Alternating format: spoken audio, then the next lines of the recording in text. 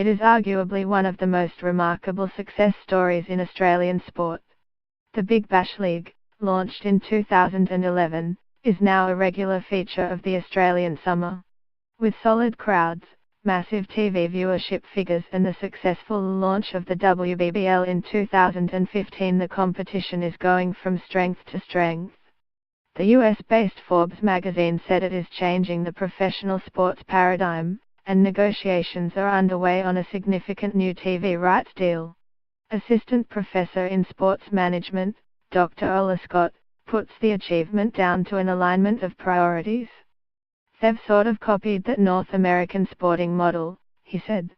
"With that success has come calls for growth and change, particularly expanding the competition beyond its current 8-team format." Melbourne, Sydney, Hobart, Brisbane, Perth and Adelaide are all represented in the BBL, but cities like Canberra, Geelong, Fremantle and Townsville are seeking a slice of the action. But the game's administrators are resisting the calls for now, warning early expansion is a path littered with notable failures. The BBL has this year come under new management, with former PepsiCo marketing executive Kim Connie appointed chief executive. She lists her priorities as growing the WBBL, and continuing to develop hardcore fan bases around the existing clubs. Expansion is not being ruled out, but the time is not right just yet. "We're always going to keep an open mind. We know that there's a lot of appetite across the country to have BBL teams," she said. "Which we find fantastic. It shows there is interest in BBL much broader than where we're playing today. But we're really focused on the next couple of seasons, and really building up the markets we already have."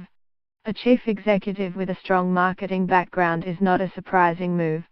Cricket Australia developed the BBL with the guidance of the Chicago-based Property Consulting Group, who also work with competitions like the UFC.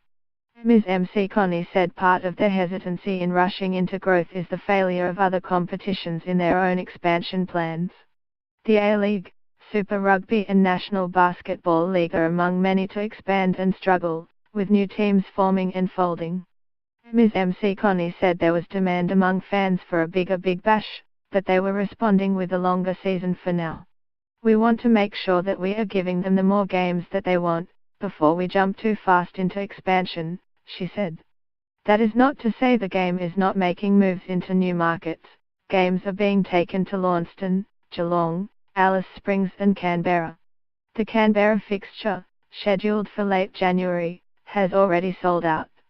David Kelly, who is spearheading Geelong's bid for a Big Bash team, argues the time for growth is now.